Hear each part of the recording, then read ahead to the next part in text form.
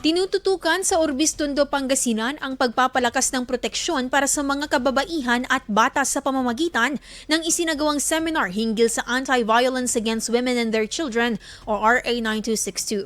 Dinaluhan ang aktibidad ng mga ina na miyembro ng 4Ps katuwang ang PNP Urbiztondo sa pamamagitan ng Women and Children Protection Desk o WCPD.